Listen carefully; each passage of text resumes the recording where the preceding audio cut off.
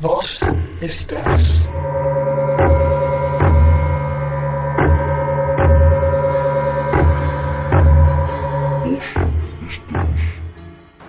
Hello. Right, here to do a video review here on holiday of the rather marvellous German act Sankt Otten. Remember we covered their Split album. Can't remember if it was earlier this year or late last year. Times, the years, they do all somewhat blur into each other. We're down here right on the edge of the North Sea in Whitby. Now, I do apologise, I didn't pay much attention in school, so I say Sankt Otten, but S-A-N-K-T space O-T-T-E-N is the artist's name, and Gottes Synthesizer, I think, is the name of the album. You may be surprised to hear it is synthesizer music.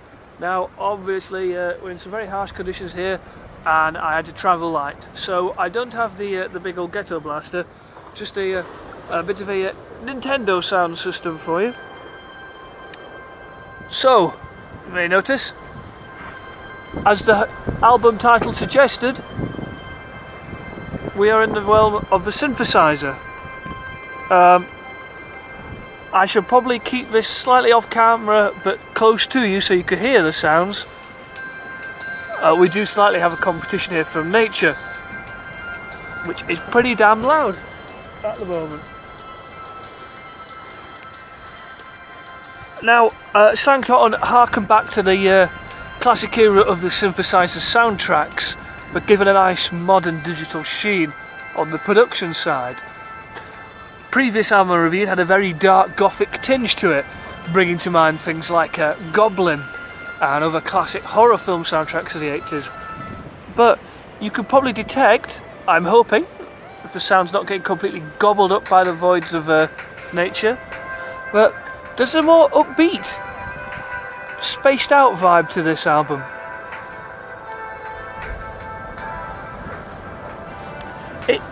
It tells the definite classic era of the 80s, but here thinking more hints of Vangelis and his classic scores of films like Blade Runner, some of the best bits of Tangerine Dream soundtrack work. To make sure the tide is coming in, so there is a slight fear of danger. I was actually going to record down there, and then I found danger of death. Not a massive sound system on this little beastie. So what you get on here, a full album's worth of sounds, veering from strange and spacey to emotional, but there's no darkness in here on this one. No zombie soundtracks or giallo thriller sounds. Skimming you through the album as I normally do. So you'll get a lot of intros here from me. It's if you're there, you're wanting the guitars and the drums, it's not a rock album. This is a synth album. If you're wanting madly psychedelic or psychotic experimental, it's not that either. This is another thing. This is it's taking it's rewinding today's music scene. It's going back to that 80s synth sound and then using that as a jumping off point. It's leaping off it into further territories, mapping imaginary films in your mind.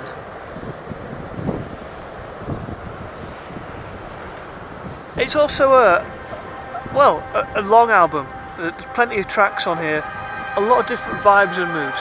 You've got to love your synthesizer to be able to get this, but it is wonderfully engrossing, emotional in places, as a film soundtrack should be. I think frankly Sankt Otten is crying out for a filmmaker worthy of making images to go with his music. I think it'd be fantastic to hear him soundtrack a film. I mean, you could do sort of any genre, you know. Obviously experimental music I think would be the best forte for him. Keeping the skipping going along. So if you're a fan of ambience and drone, you could take something from here as well. but really it's not something to meditate to or ignore. This is engrossing music. When you get it there on the surround sound system, it fills the room with those big chunky synths. You can't ignore them. But the synthesizer is never a subtle instrument. It always leaps out and commands attention, which is why it's so perfectly suited to cinematic work. Trends come and go, and I think because it got used so much in the 80s, people do associate it with the 80s. But the synthesizer has still got a lot of life left in it. I think it got associated with fashion, which is something that rooted it in that era. I think people are now starting to rediscover it just as a joyous, wonderful instrument and incorporate it into music again. And Sankt Otten is one of those in the forefront of showing us what this underrated electronic equipment can do. At the end of the day, it's a lot more hands-on than the old computers. This is a man and his machine with his hands on there, playing it and making it as it happens.